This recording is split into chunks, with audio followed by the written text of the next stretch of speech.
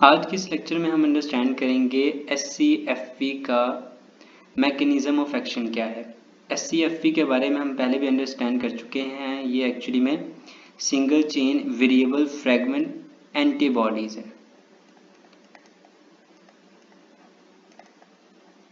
तो उसका mechanism of action क्या होता है उसको आज इस लेक्चर में हम कवर करेंगे। इससे पहले कि हम मेन टॉपिक की तरफ आएँ, हम ज़रा एंटीबॉडी के स्ट्रक्चर को रिकैप कर लेते हैं। ये एंटीबॉडी का फैब रीजन है और इस फैब रीजन में होते हैं CDRs। CDRs actually complementarity determining regions होते हैं जो एक्चुअली में एंटीजेंस के साथ बाइंड करते हैं। ओके, उसके बाद ये FC रीजन है एंटीबॉडी का, और ये FC रीजन असल में इसका रोल क्या होता है कि ये कॉम्प्लीमेंट सिस्टम को एक्टिवेट करता है।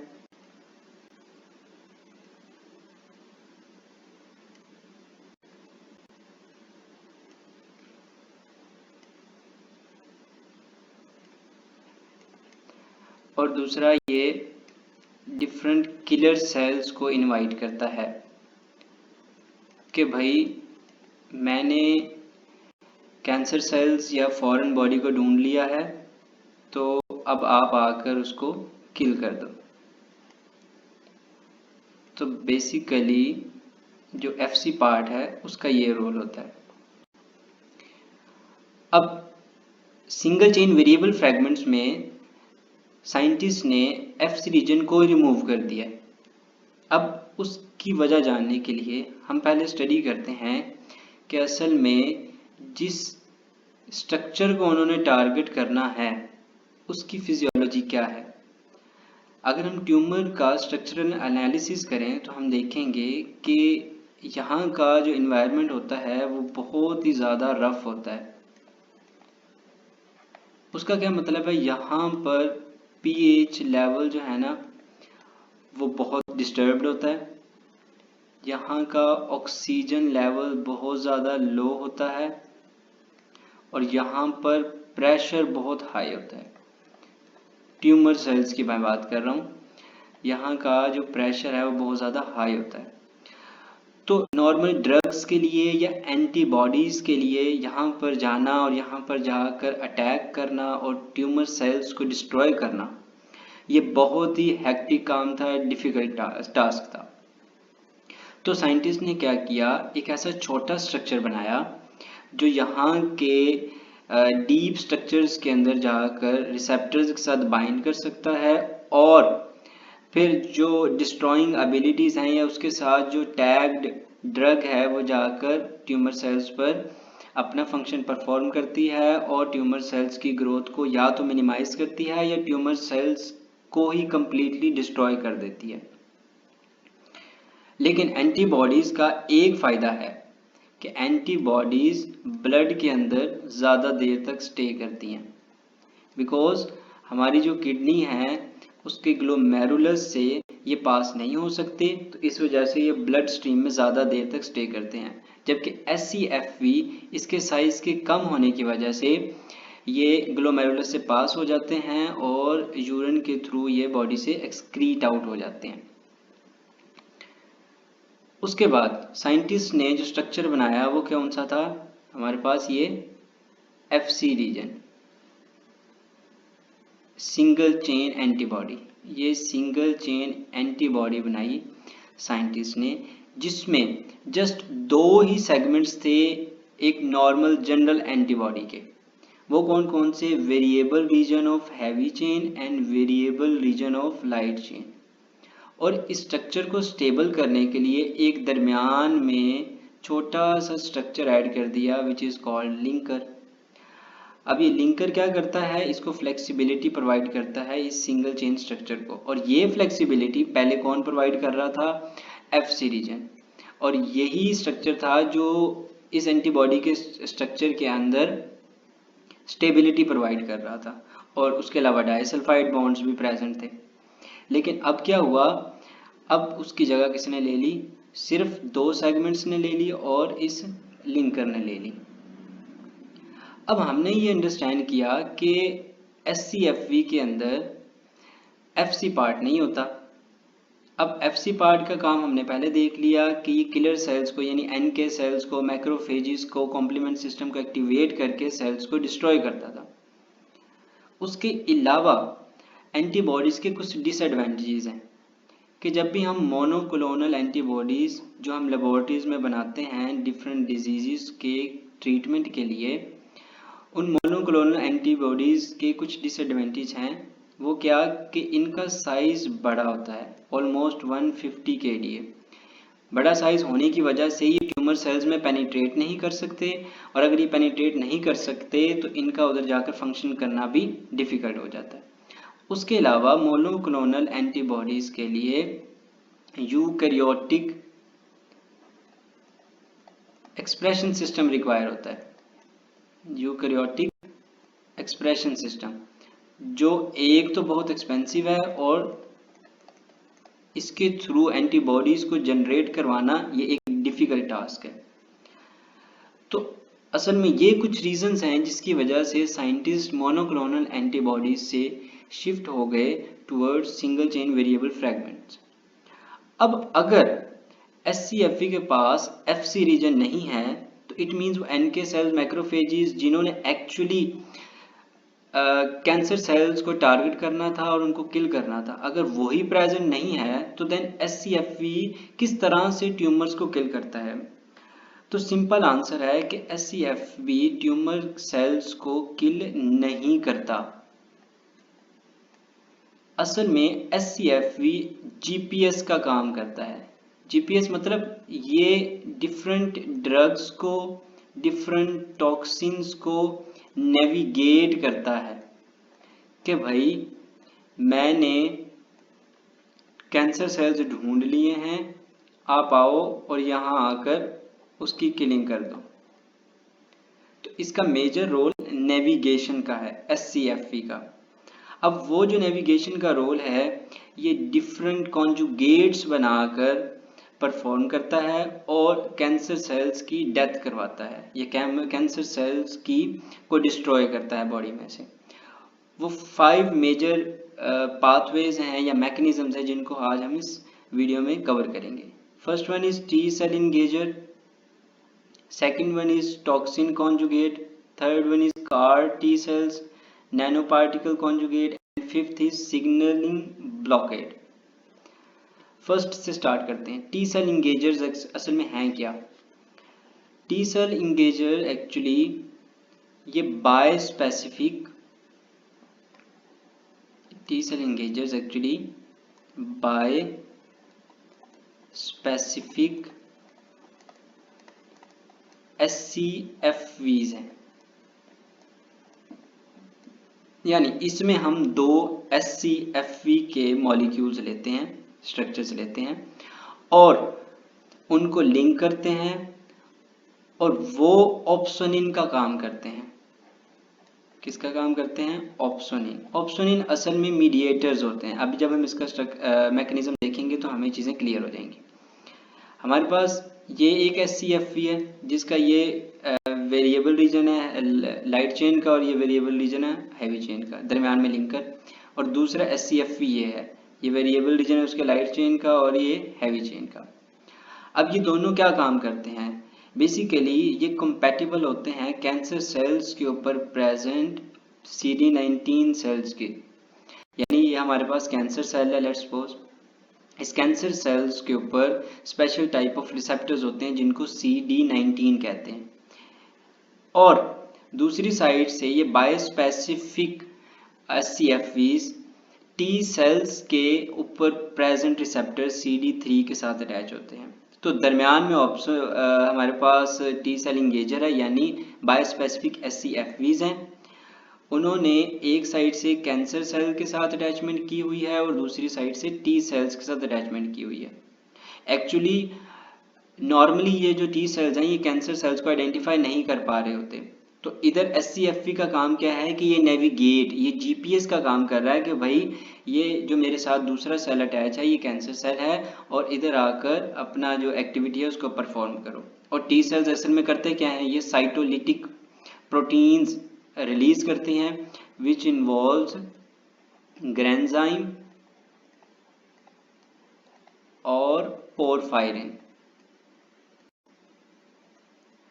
ये दोनों एंजाइम्स क्या करते हैं, ये कैंसर सेल्स की ब्रेकेज में हेल्प करते हैं और उसके अलावा प्रो इन्फ्लेमेटरी साइटोकाइंस रिलीज करते हैं जिसमें हमारे पास आ जाते हैं IFN, gamma, TNF alpha, interleukins. ये सारे प्रो इन्फ्लेमेटरी साइटोकाइंस हैं जो टी सेल्स, इस केस में स्पेसिफिक ये साइटोटॉक्सिक टी सेल्स हैं जो इन मीडिएटर्स को रिलीज करते हैं जो कैंसर सेल्स के अंदर जाते हैं और उधर जाकर उसकी एपोप्टोसिस यानी उसकी लाइसिस, उसकी सेल डेथ करवा देते हैं।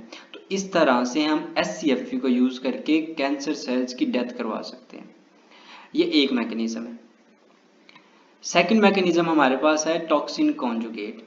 इस केस में हम क्या करते हैं, हम SCFP के साथ दूसरा SCFP अटैच करने के बजाय एक एक्सोटॉक्सिन अटैच कर देते हैं। अब ये एक्सोटॉक्सिन क्या करता है, ये कैंसर सेल के अंदर जाता है और उसकी सेल डेथ करवा देता है। पहले हमने इस चीज़ को अंडरस्टैंड किया कि SCFP अब जहाँ भी हम उसको पढ़ेंगे तो उसका काम कैंसर सेल की डेथ करवाना नहीं है बल्कि एक GPS का काम है जो एक पाथवे प्रोवाइड करता है कि भाई ये रास्ता है। तो एक्सोटॉक्सिन्स जो हैं वो असल में SCFP के साथ अटैच होते हैं और ये कैंसर सेल्स की डेथ करवाते हैं। जिस तरह से ये शो हुआ है, ये हमारे पास एक कैंसर सेल है और उस कैंसर सेल के ऊपर specific type of receptor present है, CD22। अब हमारा SCFP डिजाइंड है फॉर CD22। SCFP CD22 के साथ बाइंड करता है और उसके साथ ही हमारा एक्सोटॉक्सिन अटैच्ड है। एंडोसाइटोसिस होती है और ये पूरा कॉम्प्लेक्स सेल के अंदर आ जाता है। यहाँ से हमारा SCFP एक्सोटॉक्सिन को रिलीज कर देता है बिकॉज उसका नेविगेशन का काम खत्म हो गया, उसने कैंसर सेल तक हमारे एक्सोटॉक्सिन को पहुंचा दिया। अब ये जो एक्सोटॉक्सिन है ये एंडोप्लाज्मिक रेटिकुलम के पास जाता है। एंडोप्लाज्मिक रेटिकुलम में प्रोटीन सिंथेसिस होती है, तो असल में ये सेल की प्रोटीन सिंथेसिस को ब्लॉक कर देता है। वो किस तरह से ब्लॉक करता है, ये असल में एक इलोंगेशन फैक्टर है EF2 जो ट्रांसलेशन करवाने में हेल्प करता है। Translation is actually protein synthesis, तो उसकी इलोंगेशन फैक्टर को जाकर ये ब्लॉक करता है, ये उसकी राइबोसाइलेशन कर देता है जिसकी वजह से ये EF2 रिलीज नहीं होता। ये रिलीज नहीं होगा तो सेल के अंदर ट्रांसलेशन नहीं होगी। जब सेल के अंदर ट्रांसलेशन नहीं होगी तो सेल की ग्रोथ के लिए जो प्रोटीन्स रिक्वायर हैं वो प्रोड्यूस नहीं होंगी। अब एक बहुत स्पेशल प्रोटीन है जो सेल के अंदर प्रोड्यूस होती है विच इज MC11। ये प्रोटीन एक्चुअली सर्वाइवल प्रोटीन है। जब तक ये सेल के अंदर प्रेजेंट होती है तो ये क्या करती है, सेल को सिग्नल करती रहती है कि सेल्स क्या करते रहें, डिवाइड करते रहें। ये सर्वाइवल प्रोटीन है। तो जब इलोंगेशन फैक्टर ही नहीं बन रहा तो उसकी वजह से सर्वाइवल प्रोटीन्स भी नहीं बनेगी। जब सर्वाइवल प्रोटीन्स नहीं बनेगी तो सेल ग्रो करना बंद कर देंगे। जब सेल ग्रो करना बंद हो जाएंगे तो ऑटोमेटिकली सेल की क्या हो जाएगी, लाइसिस हो जाएगी, सेल डेथ हो जाएगी। ये था टॉक्सिन कॉन्जुगेट, इसमें हमने SCFP के साथ एक टॉक्सिन अटैच किया। थर्ड मैकेनिज्म की तरफ चलते हैं which is chimeric antigen receptor. इसका कॉन्सेप्ट आया है फर्स्ट वाले मैकेनिज्म से विच इज टी सेल इंगेजर। उसमें हमने क्या किया था, हमने दो SCFPs लिए थे और वो SCFPs एक साइड से कैंसर सेल के साथ अटैच थे और दूसरे साइड से वो किसके साथ अटैच थे, हमारे साइटोटॉक्सिक टी सेल्स के साथ। और इस तरह से ऑप्शन इनका काम कर रहा था और सेल की डेथ करवा रहा था। अब साइंटिस्ट ने सोचा बजाय इसके कि हम दो SCFPs यूज करें, क्यों ना हम एक ही SCFP यूज करें और वो हम आर्टिफिशियली ना दें, बल्कि वो सेल खुद प्रोड्यूस करे। अब अगर हम चाहते हैं कि सेल खुद प्रोड्यूस करे तो उसके लिए हमें सेल को इंजीनियर करना पड़ेगा, सेल को इंजीनियरिंग करनी पड़ेगी। उसके जीन्स के अंदर यानी उसके जीनोम के अंदर हमें वो जीन डालना पड़ेगा जो एक्चुअली खुद से ही ऐसा रिसेप्टर रिलीज करे, प्रोड्यूस करे और अपनी सरफेस पर उसको डिस्प्ले करे, वो जब भी कैंसर सेल्स को देखे उसके साथ खुद अटैच हो जाए।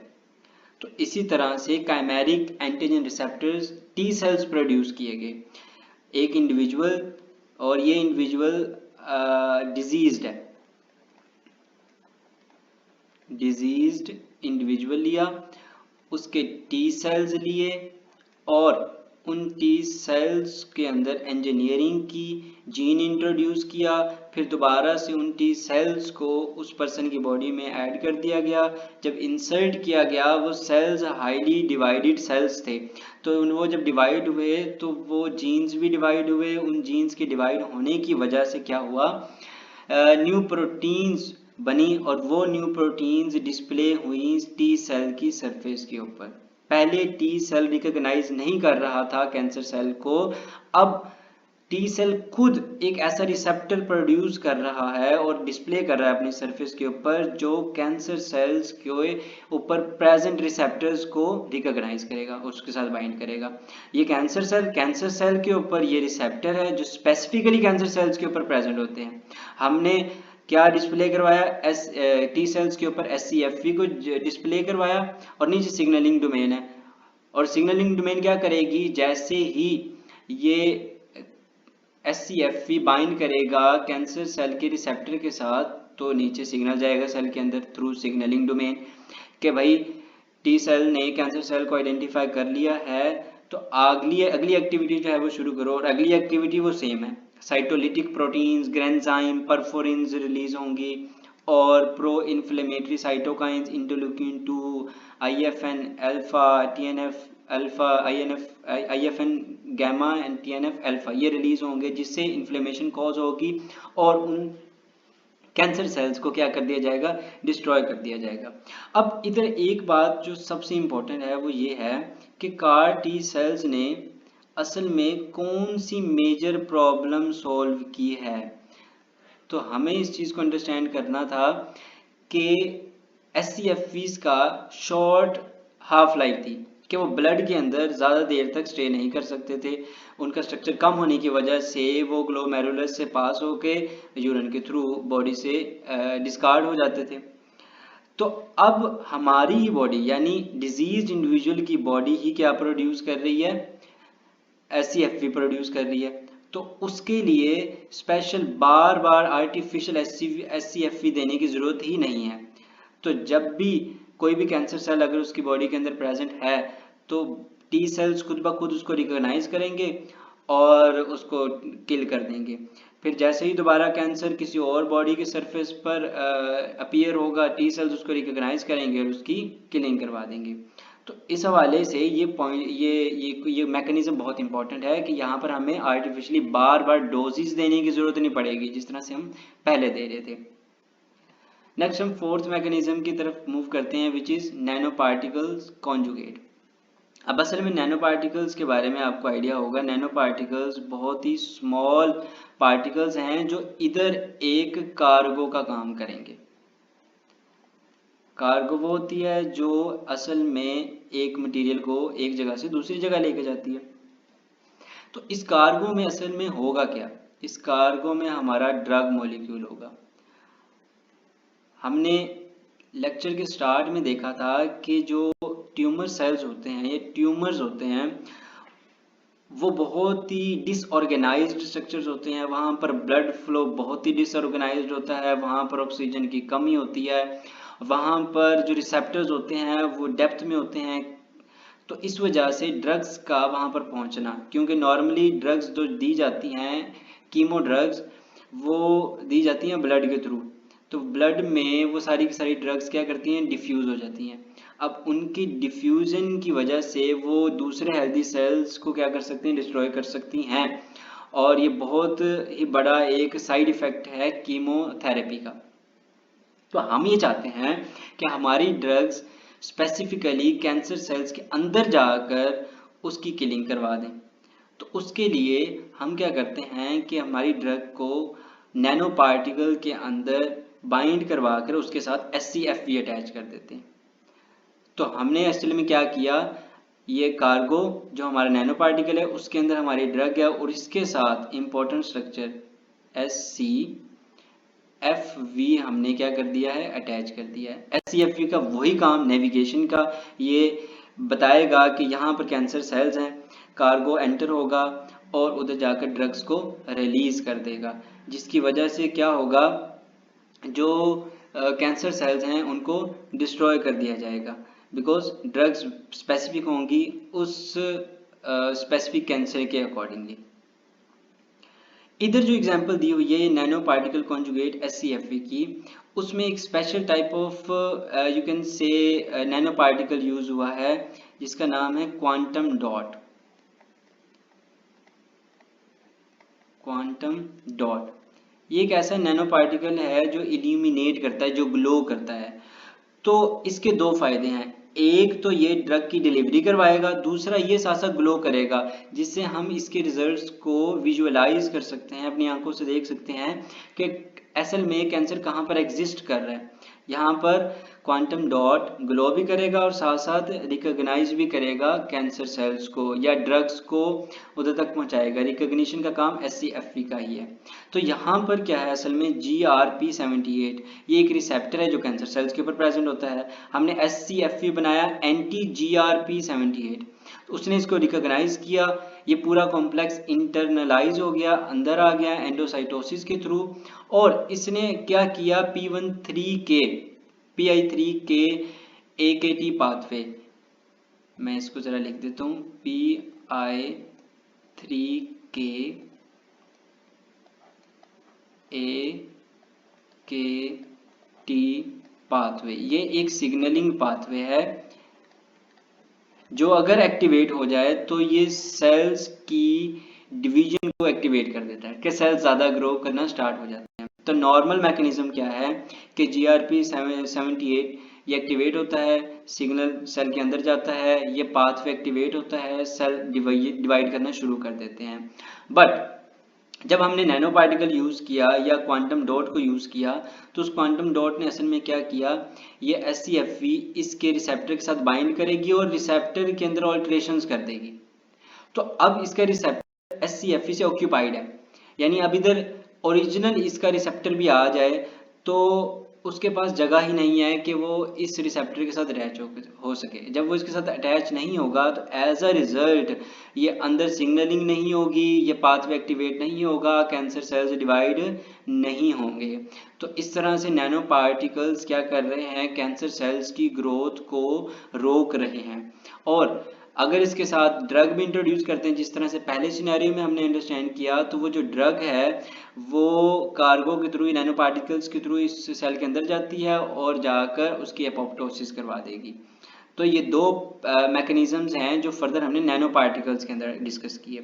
उसके बाद लास्ट मैकेनिज्म है हमारे पास सिग्नलिंग ब्लॉकेड। ये बहुत ही सिंपल पाथवे है जो एंटीबॉडीज भी करती हैं, मोनोक्लोनल एंटीबॉडीज भी करती हैं। हमने देखा था कि मोनोक्लोनल एंटीबॉडीज के पास FC रीजन होता है और वो FC रीजन असल में क्या करता है, बाइंड करता है डिफरेंट कैंसर सेल्स के रिसेप्टर के साथ और जाकर वो NK सेल्स को एक्टिवेट करता है और मैक्रोफेजिस को और दूसरे कॉम्प्लीमेंट सिस्टम को एक्टिवेट करता है और जाकर क्या करता है, फिर उसकी एपोप्टोसिस करवा देता है। बट सिग्नलिंग ब्लॉकेड में हम क्या करते हैं, SCFV जो हमने जनरेट किया है वही असल में क्या करता है, ब्लॉक कर देता है इसके रिसेप्टर को। तो नॉर्मल मैकेनिज्म असल में सिग्नलिंग का क्या होता है कि एक लाइगैंड है, ये लाइगैंड बाइंड करता है किसके साथ, रिसेप्टर के साथ।